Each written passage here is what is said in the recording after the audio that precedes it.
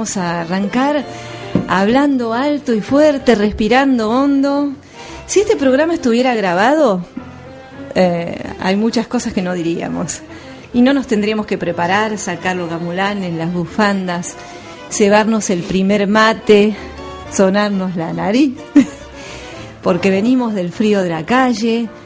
Y vamos, para los que están escuchando en vivo, vamos a compartir las sensaciones reales de despertarse con los primeros días del invierno, de hacer fuerza para salir de la cama, de intentar enhebrar un programa después de todas las vivencias de un domingo de frío por la tarde, y de preparar unos tanguitos. Esto es La Mosca y el Tábano. Todavía estamos en el aire, ¿eh? Todavía todos los lunes a partir de las 7:30 hasta las 8:30 por la RSO, con Bernardo Elfman en la producción periodística, con Recaite en los controles, en la RSO 91.7. Vamos a entrar en calor con un tango de La Vecina Orilla de Miguel Vilas Boas y arrancamos con La Mosca y el Tábano.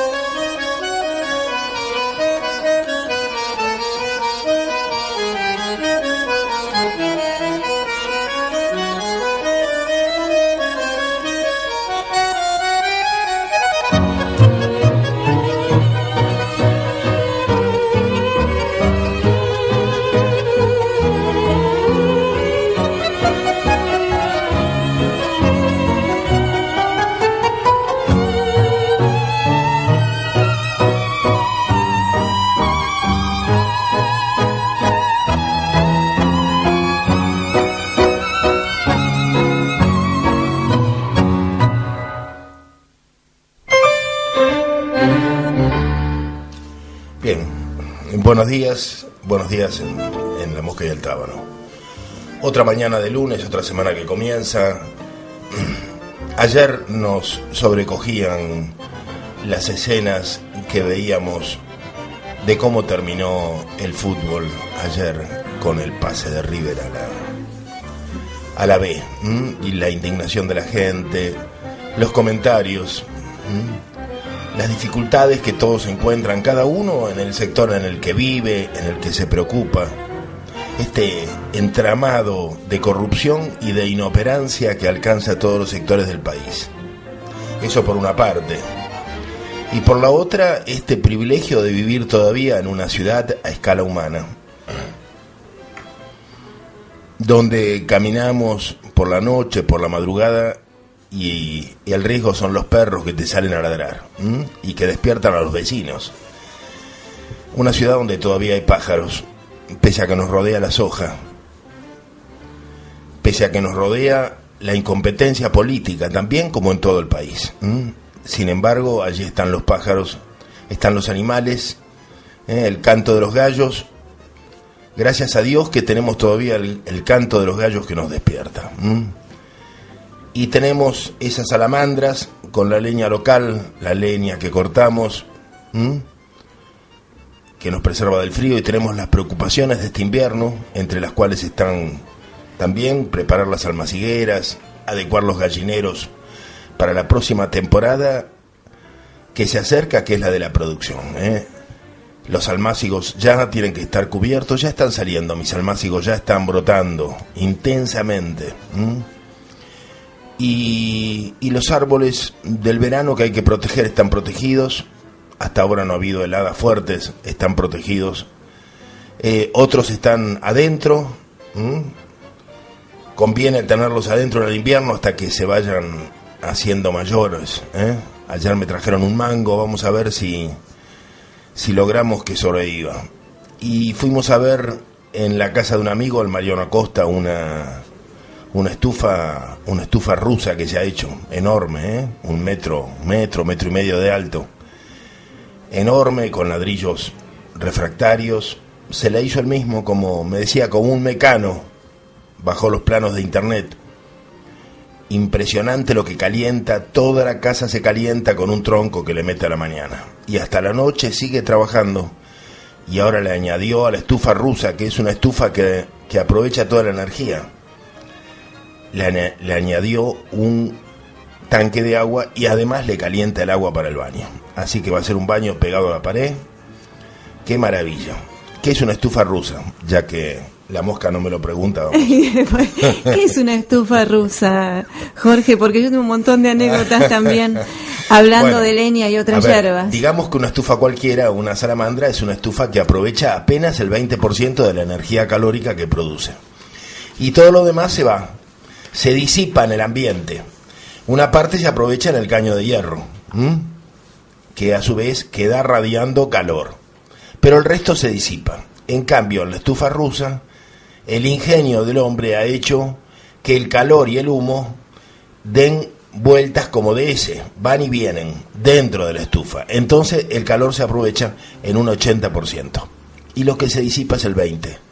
Y del 20% que se disipa, mi amigo, como le puso arriba, como ese calor se disipa por el caño, le puso un tanque de agua y parte del 20% de la energía se aprovecha entonces calentando, produciendo agua caliente.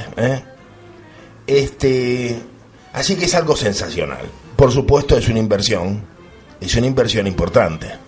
Estamos hablando, los costos, quizá, Jorge, los costos actuales, solamente comprar los ladrillos, pueden ser 1.000, 1.500 pesos. Estamos hablando de 1.000 pesos, no dólares, 1.000 pesos. Pero, y otros tanto de mano de obra, habría que hacerlo, Jorge. Claro. No, realmente. Yo creo aparentemente es algo que puede hacerse, que puede hacer uno mismo, sin mayor inversión, que la materia prima, que son ladrillos refractarios de dos tipos, uno tejuela, que es el que va a servir para esos techitos internos que permiten reciclar el humo y el calor, y los ladrillos grandes refractarios, que son los que van a formar la pared de la estufa. Es como un laberinto interno, dentro de imaginen, dentro de un cubo de 1 metro por 1 metro, un laberinto interno dibujado con ladrillos, ¿no? Y una puertita de horno o una puerta de cocina económica en la entrada del cubo, ¿no? Así es. Y después, como un lujo. A ver, como un lujo. Como esos lujos en los aperos, ¿no? Una barra de madera, no de madera, sino de bronce o algo que podamos conseguir. O de hierro. Que se atornilla, o de hierro, que se atornilla al costado y que nos sirve para secar ropa, ¿no? Así es. Pero hay que tocar esa masa de ladrillos a la noche de un día en que fue encendida a las 6 de la mañana y comprender que lo que son esto que llamamos tecnologías apropiadas a las necesidades de la gente, en una escala humana, que no requiere esto que tanto nos seduce a veces y que es una engaña pichanga, que son las tecnologías de punta. Esta es una tecnología consumada por la inteligencia, la picardía la sabiduría, mejor dicho, del hombre, y vale la pena incorporarlo a nuestra casa. Tendría que ser más respaldada también por las autoridades, ¿no? Sí, o al menos, claro, respaldado por las autoridades, digamos, el ingenio, claro, para encontrar nuevas maneras de calefaccionarse que combinen antiguos saberes y nuevos saberes, porque, a ver, también está la otra parte del cómo calefaccionarse y de la necesidad de recurrir a saberes ancestrales, ¿no? Si yo hablara y pensara en voz alta, diría que ayer yo entré en colapso porque una de las salamandras que tenemos en nuestra casa, de hierro, la típica salamandra, esa cuadradita con la puertita, entró en colapso porque se empezó a llenar de humo una habitación. ¿Y por qué falló? Y la casa, entonces hubo que mudarse de ahí.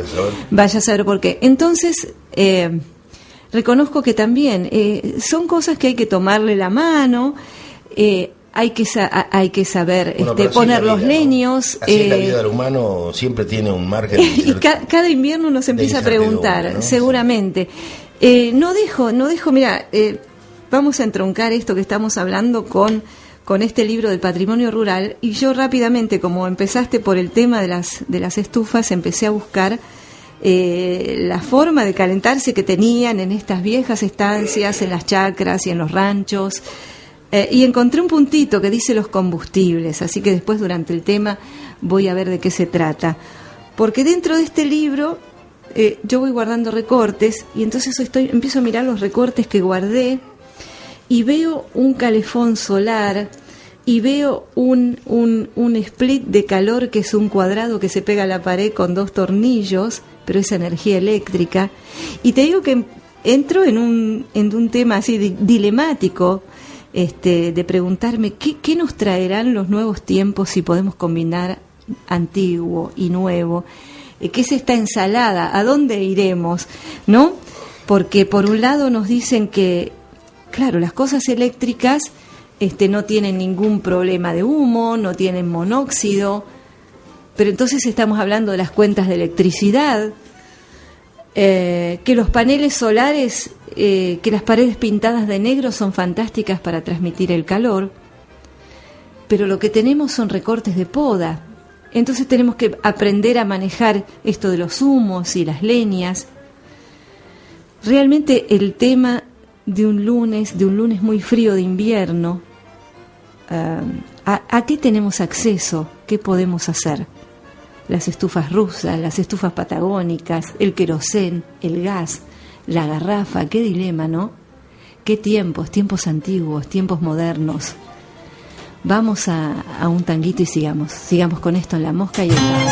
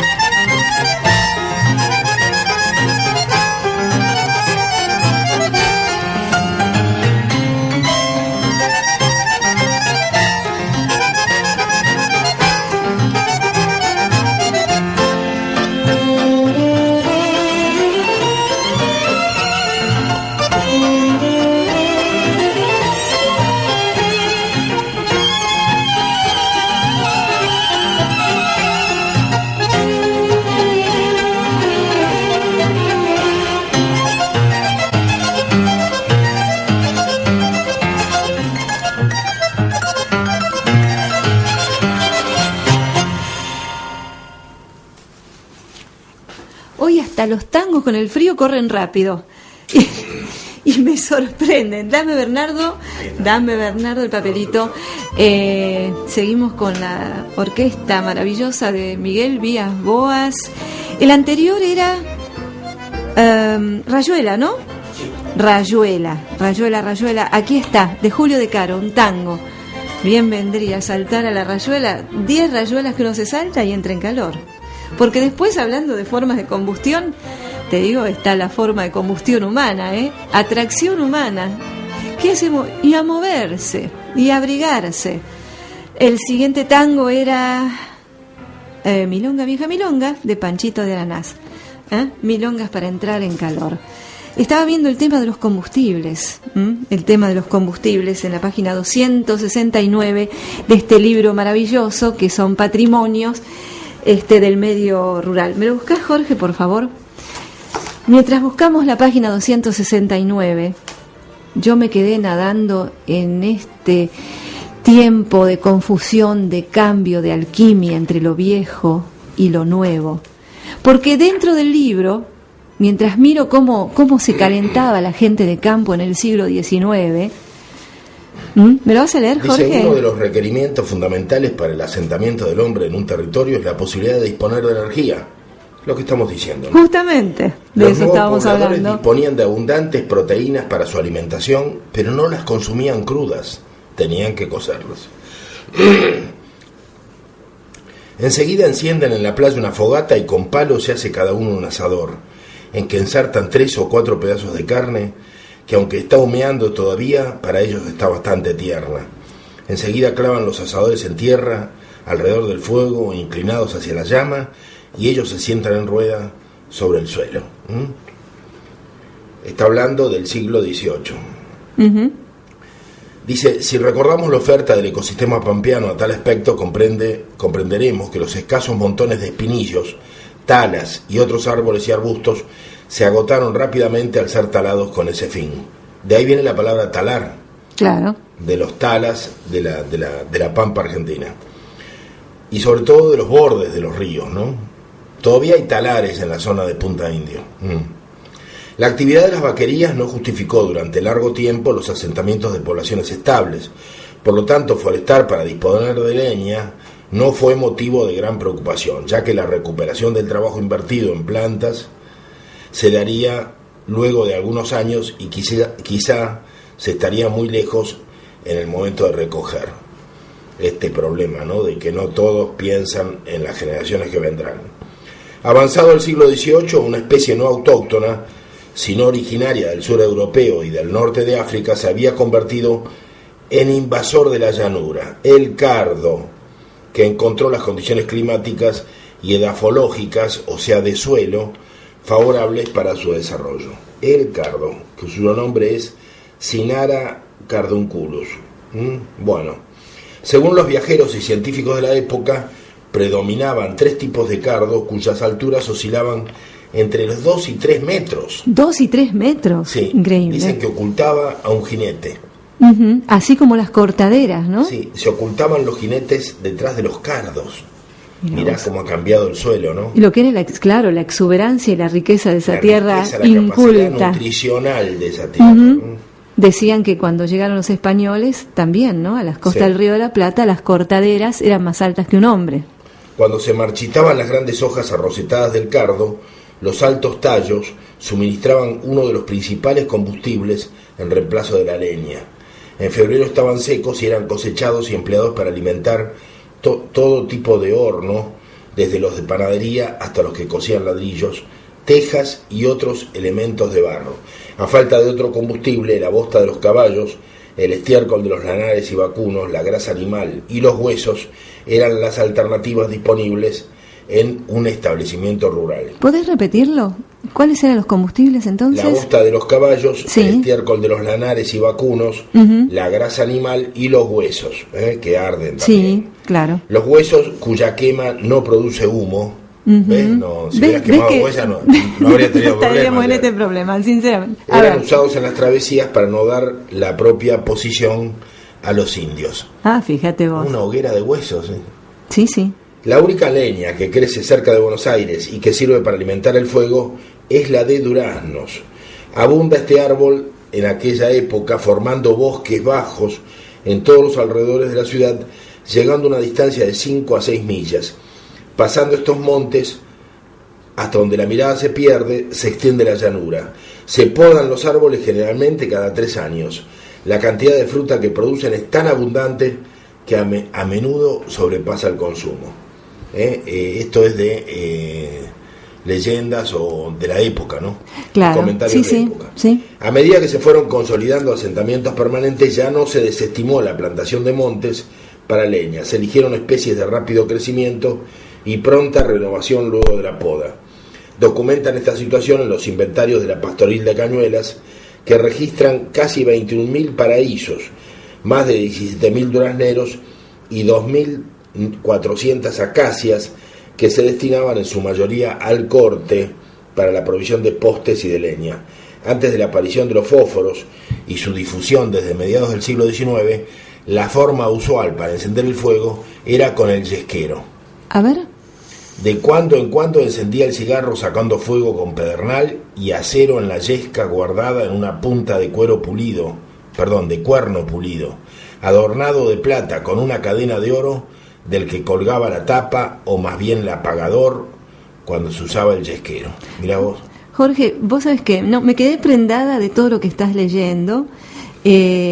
Probablemente a veces nos vamos de tema. El tema de hoy son los combustibles, la manera de calentarse, la confusión que vivimos o el dilema de por qué forma energética, a qué forma energética podemos acceder según nuestra condición económica también. Pero sobre todo hablar de los combustibles. Pero, para dejar de sentir la sensación de frío que hace, ¿no? Para dejar de sí, además hablar también genera calor. Haber hablado del alcohol que te quita. Sí. También bueno, sí, ¿no? Mate con ginebra. Claro. No, y eso me hizo volar hacia otros mundos. Retomamos lo que venimos haciendo en audiciones anteriores, que es sorprendernos del ingenio. Uh-huh. Sorprendernos de ese darse maña, que eso es lo que veo que de lo que carecemos, que no abunda. Esa confianza en el ingenio del otro, en el compartir lo del otro. ¿Cuánto habrán cuánta cultura hay debajo de eso que es un yesquero? ¿No? Mira esto. Dice, el encierro diario de Lanares, que nuestro amigo, además de Mariano Acosta, tiene como 40, o sea, le voy a sugerir que lo haga. El encierro diario de Lanares producía un beneficio importante en el establecimiento, pues varias veces en el año se formaban en el piso de los corrales una gruesa capa de materia fecal que la orina y el continuo pisoteo convertían en una superficie casi pétrea, o sea, como piedra. Cuando los entendidos daban la orden de cortar la leña, allá iban los peones con sus araditos a cuchilla de tijera, uh-huh. El arado, la tijera de cortar lana, ¿no? Sí. El más práctico rayaba simétricamente el piso, luego los peones cortaban los panes y los iban colocando de manera conveniente para que recibieran el sol y el aire, como ladrillos de bosta. Seco ya y bien consistente se procedía a levantar las estivas, a las que se les denominaba pilas. De esas pilas salía la buena leña que alimentaba por mucho tiempo las cocinas y los fogones de la estancia. Mirá vos. Sí, sí.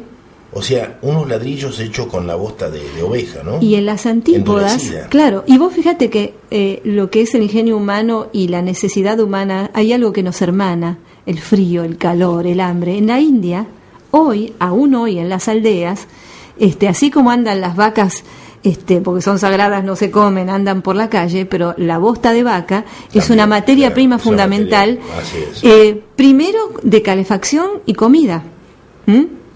Ajá. ¿Y por qué de comida? No, quiero decir para cocinar. Para cocinar. Es para cocinar, ¿se entiende? Ya. Hacían hogueritas y arriba ponen la hornalla, bueno, y se usa para cocinar, claro. Mirá lo que dice este hombre, otro recuerdo. La vieja chata rusa, sin elásticos, andaba recogiendo por el campo las osamentas necesarias para alimentar el fuego que debía poner al rojo las marcas. O sea, las fogatas donde se calentaba la marca se hacía con huesos. Uh-huh. Con la posterior extensión de las líneas del ferrocarril, los montes para leña dejaron de ser importantes, ya que los establecimientos rurales podían proveerse de carbón o madera proveniente de bosques de la región chaqueña con superiores propiedades caloríficas de las que proporcionaban las maderas pampeanas. Bueno, ahí empieza un poco, empieza como el desequilibrio. Llegamos a Marcos Paz, llegó la etapa del ferrocarril.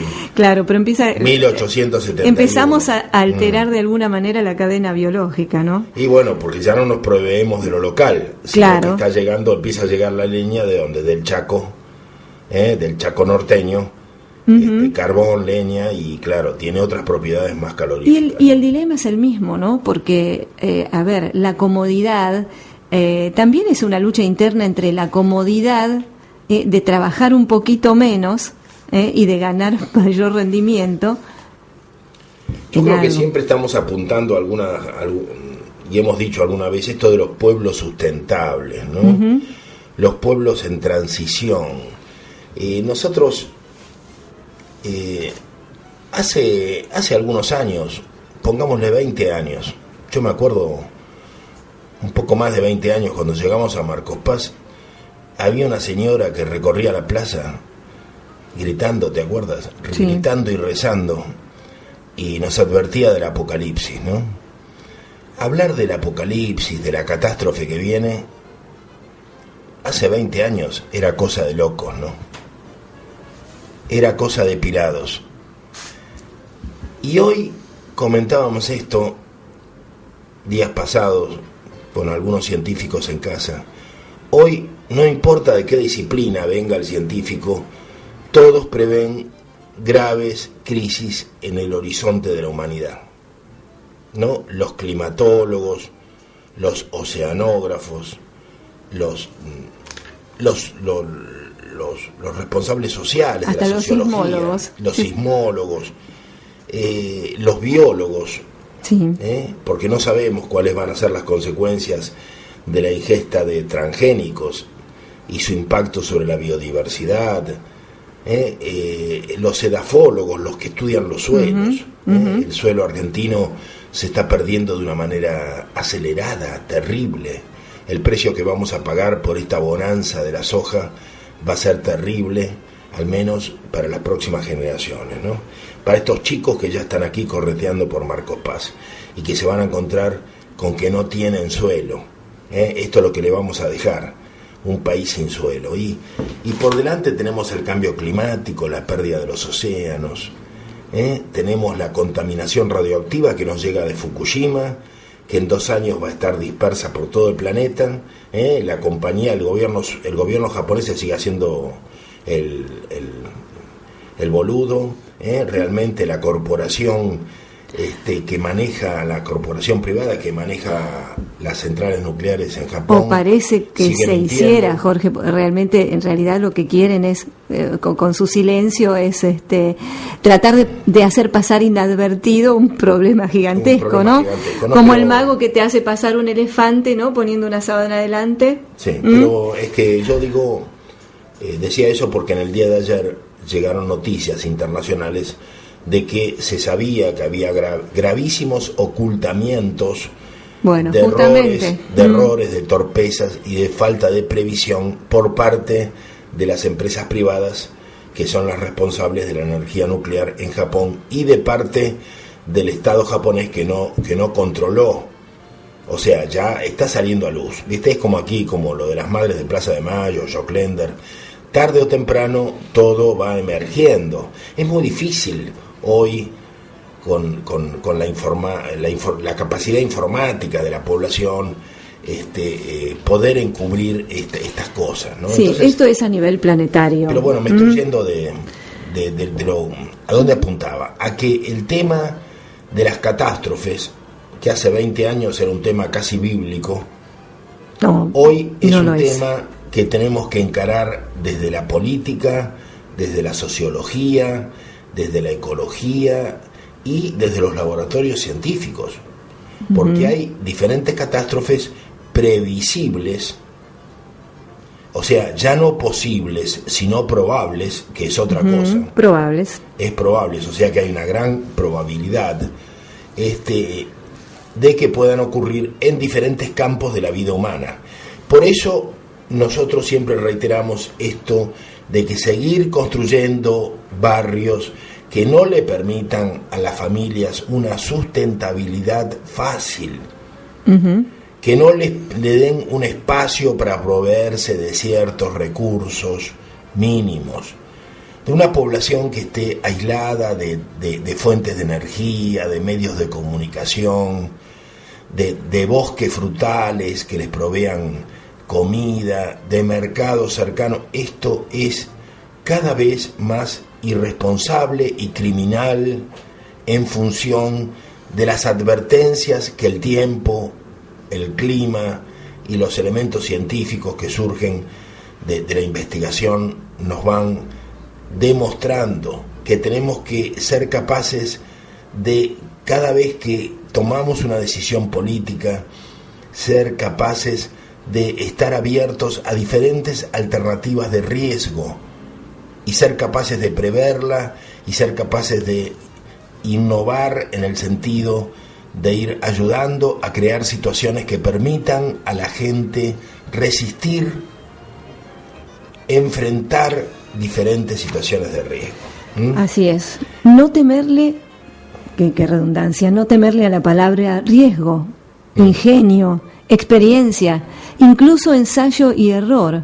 Hay que aprender a frustrarse, equivocarse, probar, proseguir creando. Para eso estamos, para eso somos humanos.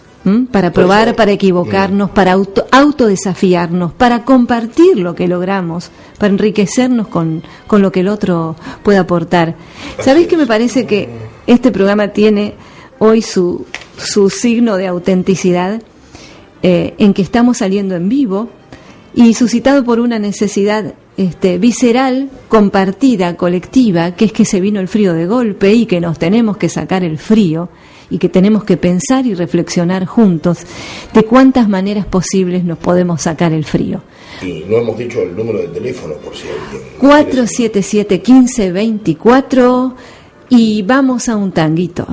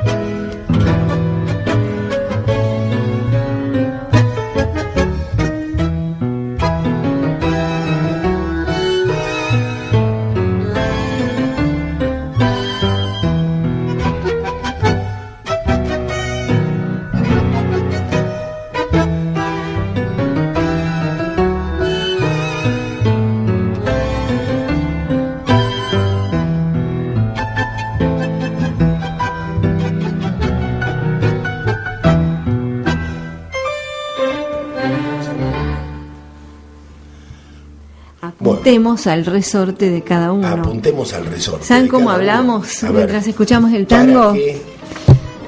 Para que cada uno se movilice y piense en función de estas cosas que estamos diciendo. Porque no hay recetas. Cada uno debería ubicarse frente al mundo, con amor, con prevenciones. Parte de la preocupación por las generaciones que vienen, por nuestros hijos, es también esto de armar el cobijo. ¿Qué es el cobijo? No es una casa cualquiera, es una casa que tiene medidas defensivas, medidas de resiliencia, de capacidad de adaptarse al frío, al calor, a producir algo de comida, a producir aromáticas, que tiene capacidad para recibir a los nietos, que tiene capacidad para ampliarse y dar cobijo a otros, que es amable para una reunión familiar porque está previsto el lugar donde podemos convivir con otros amablemente. Esto significa el emparrado, pero todo esto estaba previsto por una cultura, no tenían que pensarlo. Ahora nosotros, que hemos demolido esa cultura, tenemos que pensarlo. Y tenemos que pensarlo, y al pensarlo vamos reconstruyendo esa cultura en nuestros hijos, que van aprendiendo a ver que está el limonero, que está el emparrado, que hay un lugar donde uno en el verano se sienta afuera bajo el sauce. Es decir, todas estas cosas que antes estaban dadas, hoy las tenemos que aprender. Y yo le estaba diciendo a la mosca aquí que pretendía hablar de la cocina económica. Uh-huh. Yo le restaba autoridad moral porque he visto sus fracasos y sus llantos ahumados durante muchos años, ¿no? Perdóname que estoy... No, sí, justamente. Pública, después no me dejás pensar en voz alta. Pero realmente, en una de mis recorridas en Colonia Carolla, ¿te acuerdas? Que llegué a Colonia Carolla en Córdoba y vi, a propósito de que estoy viendo los árboles, los paraísos, los muchos paraísos que hay aquí en Marcos Paz, y los estoy viendo a través de la ventana del estudio. Yo vi en Colonia Carolla, una colonia gringa de la zona cordobesa, de la provincia de Córdoba, vi muchísimos paraísos amuñonados, no sé cómo decir, tronchados, uh-huh, como un muñón de 1,5 metros, 2 metros de alto, un muñón. Y primero yo dije, ¿quién es capaz de podar así? ¿Quién es tan bestia como para poder hacer un árbol, no? Y me dijeron, no, está hecho a propósito. ¿Y por qué? Porque no eran 1 o 2, eran muchos.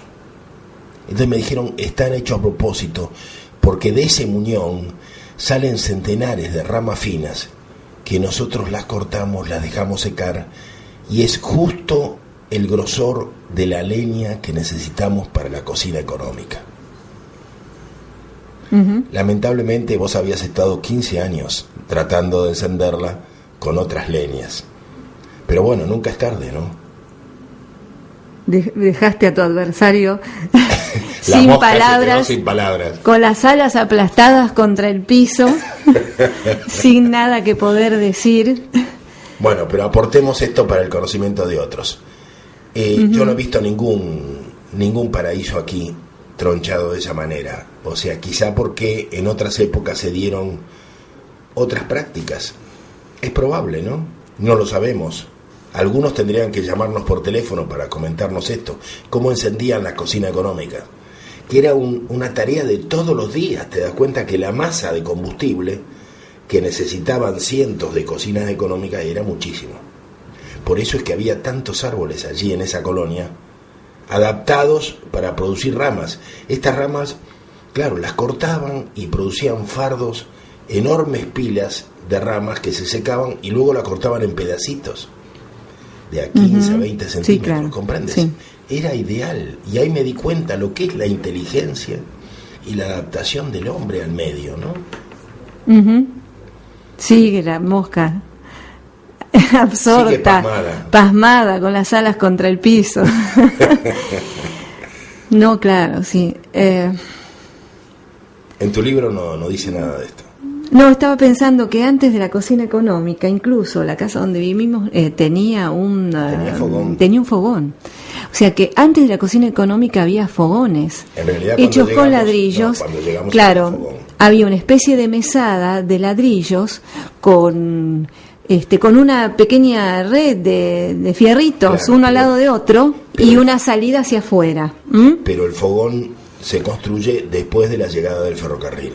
porque requiere carbón. Claro, el fogón requiere carbón, sí. Sí, aunque creo que no, que también podrían hacerlo con leñitas. Chico, en mi casa se cocinaba con fogón. Claro. Pero sí. eso implicaba carbón. O sea, la desaparición del bosque chaqueño, en buena medida, aparte de la forestal, en buena medida es por la práctica de este tipo de cocina, generación de calor. Generación de calor claro. en las cocinas de las ciudades argentinas. Apoyados hoy por el libro del patrimonio rural, ¿no? Que bueno, reiteramos que su autor es Carlos Moreno y que está basado en una recorrida exhaustiva e investigativa por patrimonio rural en Cañuelas, ¿no? Viviendas que han quedado en pie, restos de viviendas, cascos de estancia. Y también a todo esto de la combustión y de la ventilación y de las formas constructivas, suma el estilo constructivo que se trajo aquí a La Pampa, ¿no? Con los colonizadores. Y a veces también vemos que no condice con las condiciones climáticas que encontraron aquí. La arquitectura es mediterránea y de Andalucía. Entonces, no eran viviendas especialmente preparadas para resistir el frío. Tenían la sabiduría, sí, porque acá hay otro factor, es complejo esto, ¿no? La famosa energía solar, la forma más primitiva en que era aprovechada era cómo te daba el sol durante el día y la orientación de la casa según el sol, ¿no? Seguro. En nuestra galería, por ejemplo, estaba preparada para que el sol recorriera a lo largo del día la galería de punta a punta y fuera calentando las distintas habitaciones. Pero tal vez lo que sí no estaba contemplado era la mantención del calor dentro de la casa, ¿no? En los momentos de frío. En la noche. Y y en la noche. Entonces son casas excesivamente ventiladas, muy higiénicas en cuanto a su ventilación, para no acumular aires nocivos, claro. Pero no bien aisladas para conservar el calor, ¿no? Así es. Justamente estaba viendo esto, sí. El aislamiento está ausente. El aislamiento está ausente, claro. Que hoy día en Europa es una de las principales preocupaciones, el aislamiento de la casa, ¿no? Entonces tal vez el humo que podía producir una salamandra de pronto que no funcionaba del todo bien, o el monóxido de carbono de los braseros, que era también una forma muy primitiva de calentarse, que creo que era lo que tenía la gente que habitaba nuestra casa en los principios. O sea, no había un hogar a leña adentro, había un fogón, pero en ninguna habitación, ni siquiera en la sala principal, había lo que hoy llamamos un hogar, ni siquiera un hogar a leña, una chimenea. Entonces les preguntamos cómo hacían para calentarse. Y entrábamos un brasero que después acá afuera. Había un instrumento para calentar las sábanas. Claro, calientacamas. El calientacamas se pasaba por dentro, por entre las sábanas, para calentar el lugar donde uno iba a acostarse, sobre todo para los niños, ¿no? Sí. Y a mi padre en Mar del Plata después le ponían como una palangana, no sé cómo sería, con brasas debajo de la cama, que en realidad era un brasero, ¿no? Claro, que fíjate vos. Y el peligro que eso implicaba, ¿no? Pero ahora viene la vieja historia del monóxido de carbono, ¿no? El frío era terrible, bueno. Y sí, seguro. Incluso en Marcos Paz el frío era más terrible. De aquí hace 20 años, ¿no? Era habitual que se nos helara el agua en las cañerías, cosa que aparentemente ya no ocurre. No está sucediendo. El pronóstico nos habla, dicen los meteorólogos, de un invierno frío pero corto. Yo recuerdo, lo recuerdo en la piel, en el cuerpo, hace 20 años un invierno aquí mucho más frío. ¿No? Más frío, sí. Así es.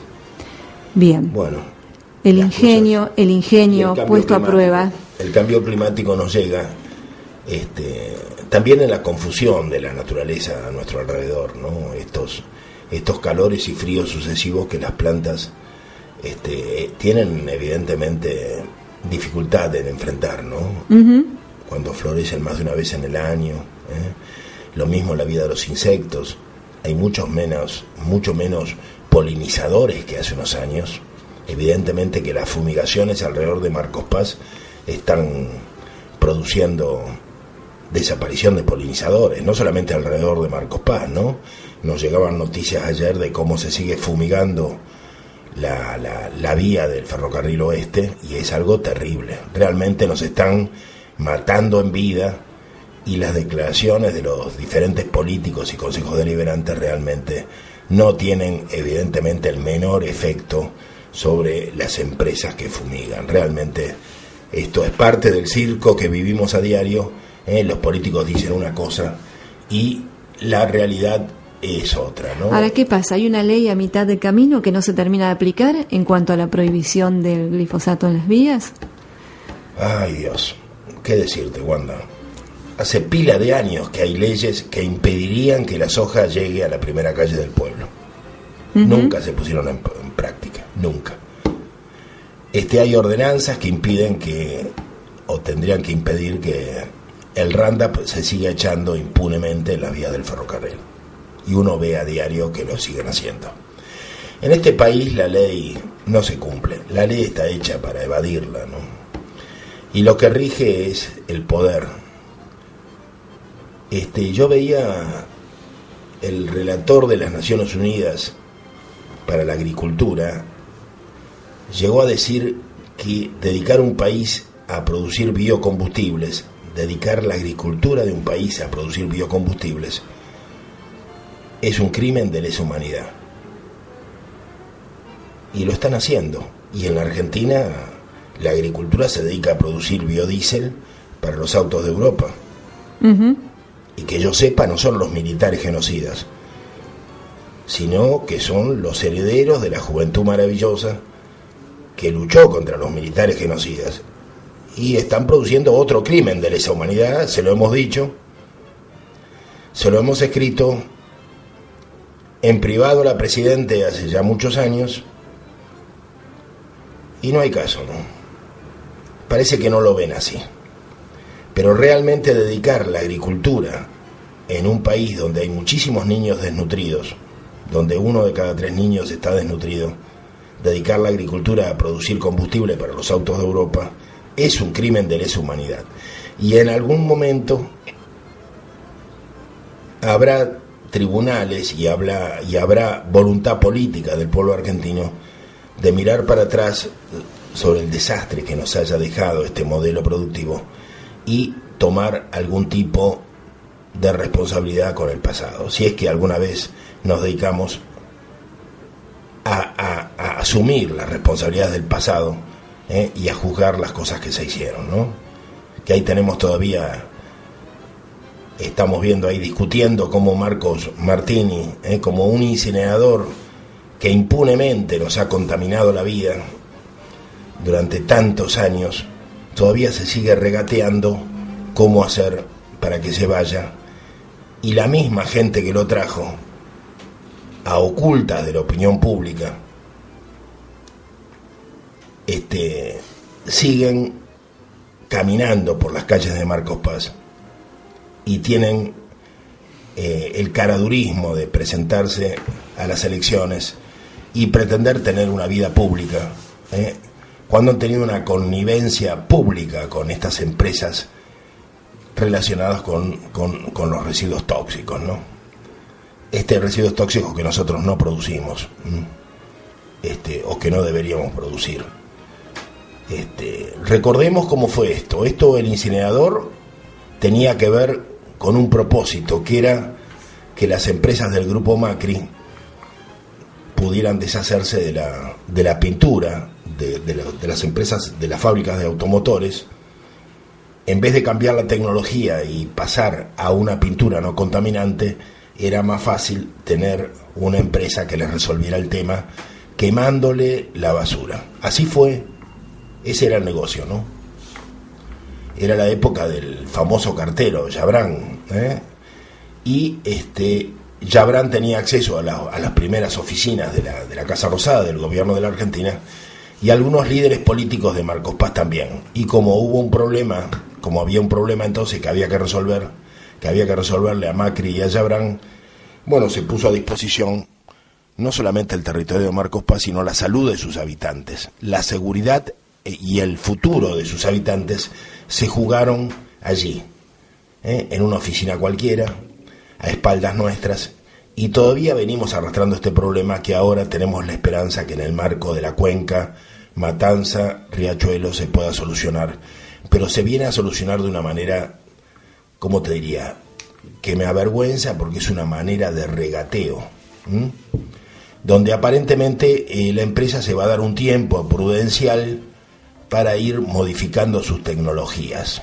Me da asco, realmente me da asco, porque acá se está jugando con la vida de la gente, Marcos Paz ha llegado a ser uno de los lugares con mayor índices de mortalidad infantil.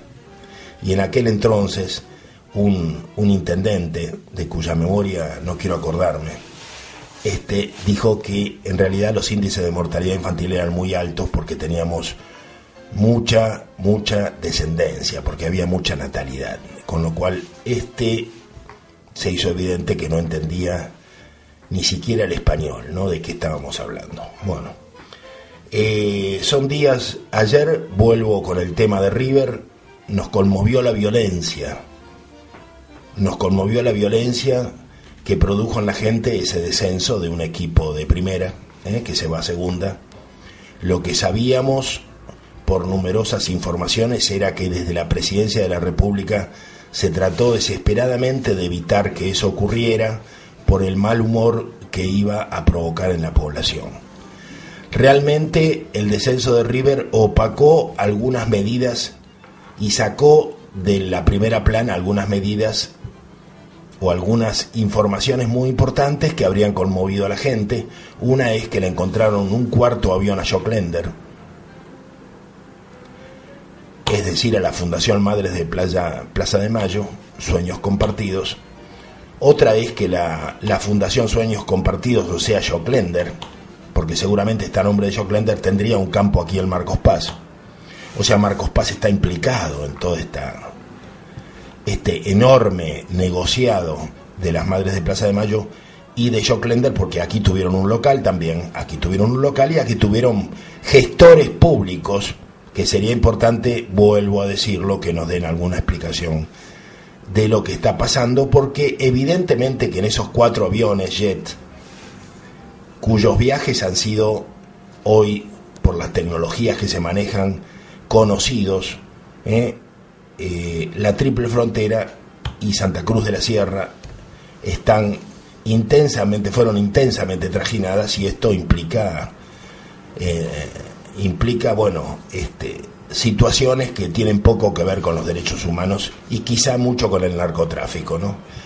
Cuesta decirlo, pero esto puede ser la punta del iceberg que recién se está develando. Pero también otra noticia que disminuyó en su importancia mediática debido a estos incidentes fue el lanzamiento de la candidatura del que puede ser nuestro vicepresidente, o sea, el actual ministro de Economía, Boudou. Todos saben que precisamente Boudou no sale del sindicalismo ni sale de sectores populares, sino que viene de una universidad empresarial, que viene de la UCD, o sea que de nuevo tenemos la memoria del ingeniero Alzogaray con la posibilidad de que llegue a la Casa Rosada. Esto implica algo que nosotros veníamos diciendo y que pasó en Chile.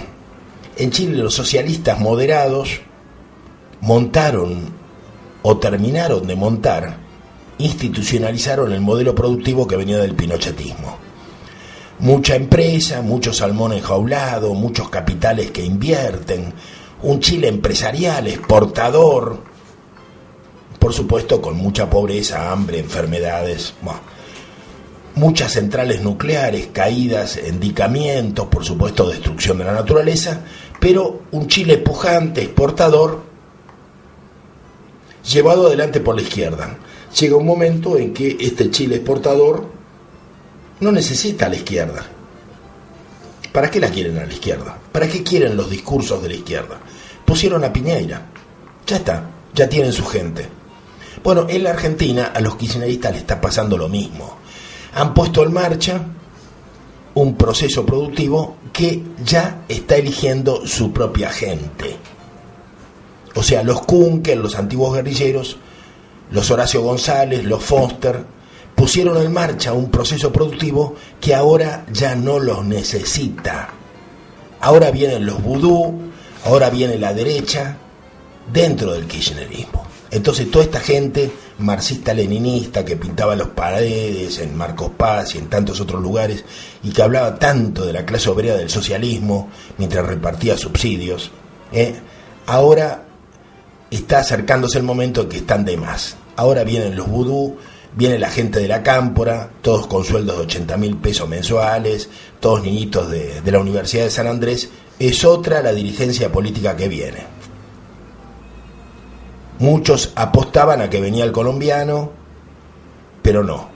Digamos, el cambio se da dentro mismo del kirchnerismo. Ya no son los sindicalistas, ya no es Moyano, ya no es Piumato, ya no es Smith, ya son los vudú, son otros, son aquellos que pueden conformar a la nueva burguesía que se ha formado, que es una oligarquía sojera, gente como Eduardo Elstein del Consejo Judío Mundial, que tiene 900.000 hectáreas.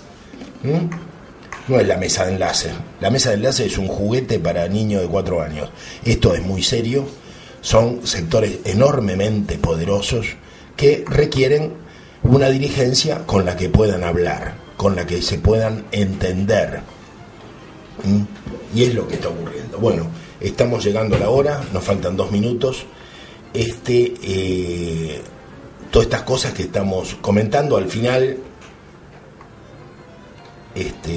tienen que ver también con esto de preservar nuestras vidas, lo humano de nuestras vidas, y todo lo que hemos estado diciendo de las salamandras y todo esto, y de los montes frutales y de tener el gallinero en la casa, tiene relación con nuestra mirada política, porque nuestra mirada política anticipa situaciones difíciles que se van a dar con el pago de la deuda, que se van a dar después de las elecciones. De aquí a las elecciones, de aquí a octubre sigue la fiesta, y después de octubre agarrarse Catalina. Entonces, todo lo que podamos hacer para preservar nuestras vidas con aquellas tecnologías apropiadas y con aquellas formas de planificación que nos ayuden, bienvenidas sean. Muy bien, si esto le pareció poco para entrar en calor un lunes a la mañana, bueno, yo los invito a encontrarnos nuevamente el próximo lunes a las 7:30 aquí por la RSO. Esto ha sido La Mosca y el Tábano.